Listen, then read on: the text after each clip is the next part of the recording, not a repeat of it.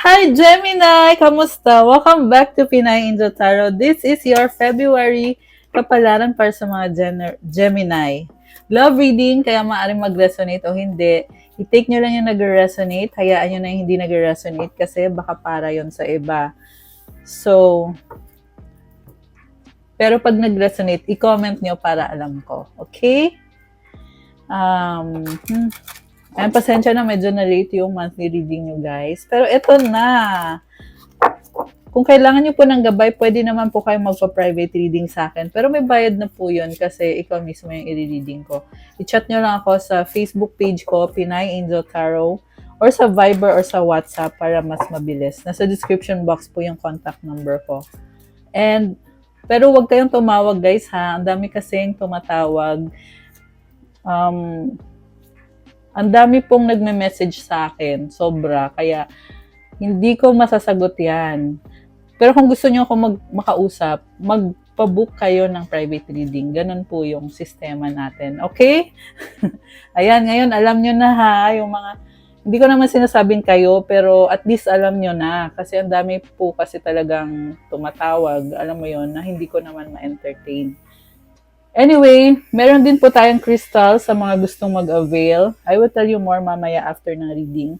You can check out my Instagram kasi nakapost po doon yung mga tungkol sa crystals for love, to attract money, for self-confidence, new beginning, for vitality, for negotiation, and marami pa pong iba. Ayan. Anyway, so mamaya na lang yan. Ngayon, mag-start na tayo sa reading mo, Gemini. Okay, so ang unang mensahe para sa'yo, rejoice. Wow, parang ang saya naman ito. Embrace your loving connection and rejoice. Temptation. Think carefully about the situation. Parang, I feel like there is obsession. Parang sobrang mahal mo yung taong yan eh. Na-obsess ka na sa kanya. Kita mo merong pa-hearts. And happy Valentine's nga pala. Kaka-Valentine's lang, di ba? So, masaya naman kasi merong rejoice. Okay. So, from the tarot, overall energy is the strength card. Nagsastruggle ka pero kinakalma mo yung isip mo. May plano ka na pero syempre, hindi mo pa pinapaalam kasi hindi mo din naman alam kung anong susunod na mangyayari. And ang masasabi ko lang dito, you are strong, Gemini. Kayang-kaya mo mag-manifest. So, magtiwala ka sa sarili mo. And, okay, mamaya ika-clarify natin yan. So, sa recent past, the Death card, Queen of Cups and Page of Swords. Meron kang ka-deal na person na sobrang mahal mo yung taong yan. Nagkaroon ng malaking transformation dito eh. Ano kaya to guys? Parang I feel like masaya ka sa taong yan, pero at the same time, curious ka sa kanya, hindi mo siya ganun kakilala. Kaya, alam mo yung pag merong nangyayari, nagiging emotional ka na very intense to guys. Posibleng naghiwalay kayo ng taong yan sa recent past. Posible din naman na dumating siya sa buhay mo nung time na kailangan mo ng someone na meron kang makakapitan, alam mo yon. Okay. Mamaya ika-clarify natin yan. Sa current energies mo, 5 of Wands, Page of Cups, the Hermit, merong competition sa mga tao sa paligid mo. Or posibleng napipressure ka kung anong gagawin mo. Kasi ang daming tao sa paligid mo ngayon, oo, masaya, pero at the same time, iniisip mo yung sarili mo eh, na parang inisip mo, paano na ako? Ang dami kong kailangan gawin, dami kong responsibilidad, pero paano naman ako ngayon? Oo, nag-enjoy ka kasama yung mga taong yan, or kasama yung isang taong yan, kasi yung iba sa inyo, siya lang naman yung ka-deal nyo eh. So, binibigay mo yung best sa kanya, masaya ka, pero at the same time, iniisip mo din yung sarili mo, na gusto mo din namang maging masaya for yourself. Okay. Sa near future, Knight of Pentacles, 10 of Pentacles, 8 of Pentacles. Parang nakita ko dito, baka long distance kayo. Pero meron something connected sa legacy or sa finances. Ang bagal ng movement, pero andun naman yung stability.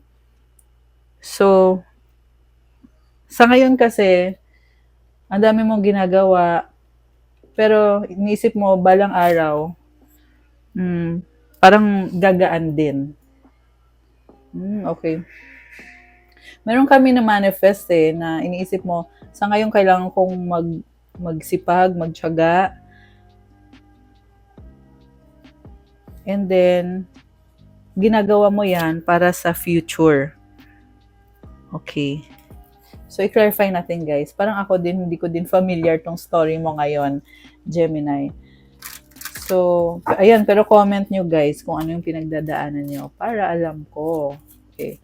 So, baka may kadil kang Leo, Scorpio, Water sign, Cancer, Pisces, Scorpio, merong Virgo, meron ding Earth sign, Capricorn, Taurus, Virgo. Although kahit naman anong sign pwede dito. So, ano itong minamanifest ni Gemini? 4 of Wands, 7 of Swords, 9 of Wands, the Empress. Wow! Alam mo, lumabas dito, sobrang mahal mo yung taong yan eh. There is fertility. And, parang gusto mo lang, masaya ka lang sa kanya. There is commitment, pero bakit?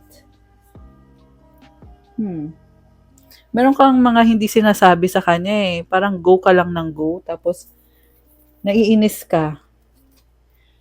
So, andun yung pagdadalawang isip mo kasi committed ka nga sa kanya pero may mga ibang bagay na ayaw mong sabihin or ayaw mong pag-usapan.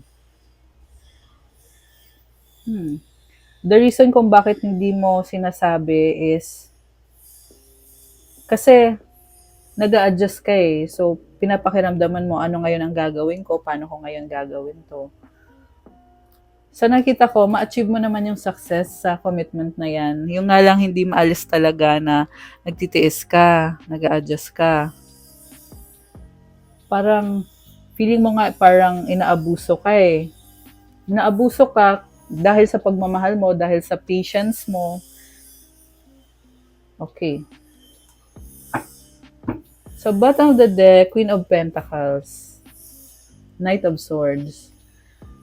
Nakita ko sa'yo dito, sobra ka nagkikare sa taong yan eh, hindi mo siya matiis. Kaya parang, alam mo yung feeling na kahit hindi ka sang-ayon sa kanya, pero sige lang, go lang. Okay. So, i-clarify natin, bakit sa past nagkaroon ng ending? Ayan, pasensya na guys ha, medyo maingay, merong gumagawa dito sa building namin. Okay. So, 3 of Pentacles, the Devil, the Emperor, the High Priestess. Oh my gosh. So, merong mabigat na nangyari dito, guys. Grabe. Posibleng breakup. May nakita kong nagagalit eh. Sobra yung galit. Ayan. Kita mo tong mga cards mo. Oh. Ayan, mabibigat. Pero merong partnership. So, pinag-aaralan nyo yung sitwasyon. Pero at the same time, merong kinakagalit si Gemini. Tingnan nyo sa current. Bakit napipressure ka? Page of Wands, 6 of Wands, Judgment. Justice. Oh my gosh. Justice and 9 of Swords at the bottom of the deck. So, meron kang sobrang pinoproblema dito. Something na connected sa balance. You are strong, pero at the same time, merong energy dito na parang hanging eh. Hanging kayong dalawa or yung nangyayari sa sitwasyon nyo. So, parang hindi mo alam kung paano aayusin yan. Page of Wands. So, ito na nga. Bago yung energy mo ngayon, or this can also be message na matatanggap mo na yung message na yan magbibigay ng victory, success sa connection na to. Judgment is about decision, malaking decision. Okay. Okay, so tingnan natin yung energy ng person mo. Okay, anong feelings ng person ni Gemini? Seven of Pentacles, White Numen, the World. Alam mo, parang nakita ko dito, itong person mo, nakafocus siya sa finances niya, palaban, nagkaroon ng ending dito at ng new beginning. Blooming siya ngayon. Ang ganda ng cards niya. So, White Numen, parang nakalaya to eh. So, posible na nagkaroon ng breakup dito at nung after ng breakup, parang pakiramdam niya, pwede ko nang gawin kung anong gusto kong gawin. Pero iniisip ka pa rin niya eh. Actually, yung nakita ko kaya nga niya, inaayos yung buhay niya. Kasi iniisip ka niya, Gemini. And yung nga lang merong nagbago talaga sa kanya na hindi mo nagustuhan. Parang nakikita mo sa kanya na parang nag-iba na siya, naging selfish na siya ngayon. Okay. So, may feelings pa ba tong person na to kay Gemini? Oh my gosh, Two of Wands, Seven of Wands. Defensive siya ngayon eh. Parang, ang laki ng mga plano niya at pangarap niya sa koneksyon nyo. Pero, inisip niya na hindi siya makagalaw. Kita mo may nakapulupot sa kanya na ahas. So, it symbolizes 11:22 on the clock and 1:23 on the clock. Ayan, may angel numbers kayo, Gemini. Napatingin ako sa clock eh. Pag napapatingin kasi ako, angel numbers yun. Ayan, nakakatawa. So anyway, itong person mo nagsustok sa'yo or merong hinihintay, parang handa niya ipaglaban yung sarili niya. Posibleng binlock ka ng taong yan kasi iniisip niya na tama talaga ako. Meron siyang pinaglalaban eh. Sinasabi niya, tama ako, Gemini, mali ka. Meron din talagang heavy na energy ang person na to ngayon. Meron siyang gustong gawin para sa sarili niya. Parang sarili niya yung inuuna niya eh. Dami niyang gustong gawin. Temperance. Okay, sabi niya dito, balang araw magiging okay din tayo, pero hindi pa ngayon. So, it will take time. So, Black Numen. Oh my gosh. Parang feeling niya, nagtatry siya, tinatry niya yung best niya para sa'yo, pero nahihirapan siya. Ayan, nagsastruggle siya. So, I feel like kailangan nyo ng pag-uusap dito, magbibigay ng assurance at ng clarity sa taong to. 1, 2, 3, 4 on the clock. Ayan, angel numbers na naman. So, napatingin talaga ako, guys. Anyway, yung angel numbers na yon nga pala, ang kahulugan is take it one step at a time. Ascending numbers yan eh. So, ibig sabihin, wag daw magmadali. And yan din yung ginagawa ng person na yan dito. Parang hindi niya minamadali kasi iniisip niya, balang araw maayos ko din to. Oo, nabibigatan ako ngayon, pero alam ko din naman na kaya. Only that it will take some time. Or maybe it will take a lot of time kasi medyo mabigat para sa kanya to. Anong outcome? Ace of Wands. Teka. Energy pa to ng person mo. Ace of Pentacles, Five of Pentacles, Ten of Swords. So, ang laking kawalan ang nangyari sa kanya. Ending, bagong simula. Bagong-bago yung energy niya, pero hindi matanggal, sa ngayon ha, hindi matanggal yung lungkot. Ayan, oh, ito siya, oh. And, sa sobrang emosyonal niya, hindi niya ma-appreciate kung anong meron pa sa inyo. Grabe to, guys. Nakakaloka. Ang dami niyang gustong gawin, pero sa ngayon ang nakita ko is on the process. On the process. Hindi pa niya na-achieve talaga yung pinaka gusto niyang ma-achieve. So, meron pagdadalong isip, struggle. Ayan, Two of Swords and the Three of Swords. Ang daming fear nitong person mo, kaya ganun. Okay, anong outcome dito? Anong outcome? The Lovers, Two of Cups, Four of Pentacles, Queen of Wands. Alam mo, sobrang mahal mo pa rin ang taong yan, kahit na parang dami niyang pinagdadaanan na stressful or nasi-stress lang talaga siya ngayon. Para kasi yung person mo, mas pinipili niya gawin kung ano yung gusto niyang gawin. Kaya napipressure din siya na, alam mo yun, may responsibilidad siya sa'yo eh. Ayan, may responsibilidad siya sa'yo, pero at the same time, may gusto siyang gawin para sa sarili niya. Kaya, andun yung pareho kayong napipressure. And then, the Lovers, sobrang mahal mo tong taong to, kaya tanggap mo pa rin siya, pero ayaw mo mag-take ng risk.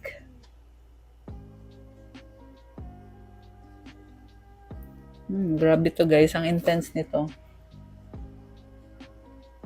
Iniisip mo din kasi yung sarili mo eh. Parang iniisip mo, paano naman ako? Ayan. Pero you are very charming, Gemini. Queen of Wands yung energy mo dito. Ibig sabihin, makukuha mo kung anong gusto mo. As long as gagawan mo ng paraan. So, kung hindi mo ilalaban, decision mo din yun. Pero sa ngayon, feeling ko dito, ang lumabas lang dito is energetically, iniisip mo na tanggap mo pa rin yung taong yan dahil nga mahal mo siya. Ayan. Okay. Sa bottom of the deck, the Chariot and Seven of Cups. Wow. So, palaban ka and ang dami mo nga lang gustong gawin. Nakikita ko busy-busy ka dito. Okay.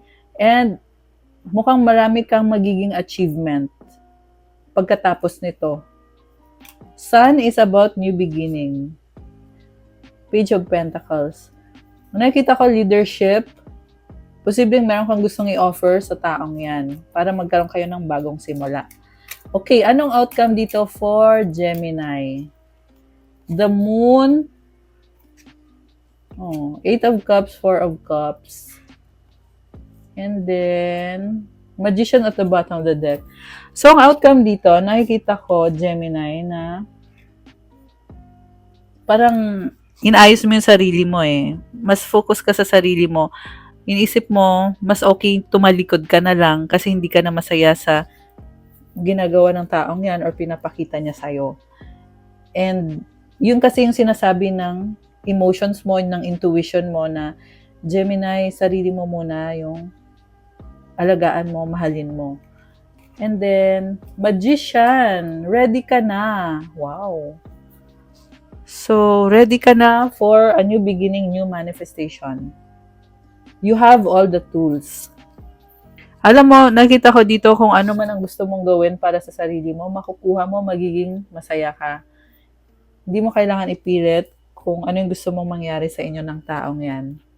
Okay, parang gusto kong kumuha pa ng another set of cards. Ano pang energies connected kay Gemini? Four of Swords, the Fool, Ten of Wands. So, ang daming nangyayari, pero mas pinipili mong ikalma yung isip mo. Meron ding energy dito ng panghihinayang. Ayan, Five of Cups.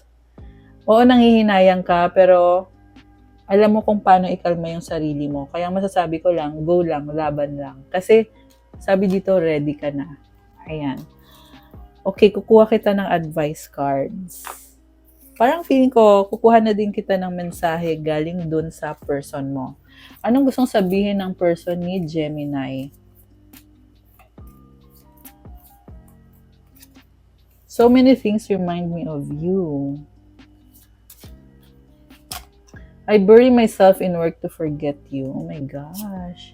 It was my fault but I blamed you. Oh my gosh.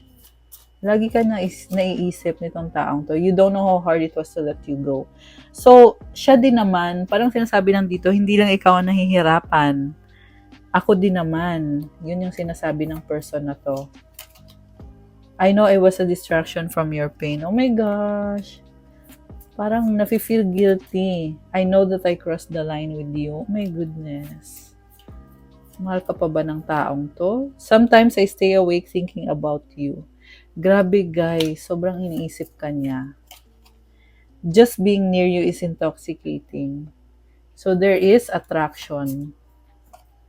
I hope that you can forgive me one day. Oh my gosh. Advice for Gemini.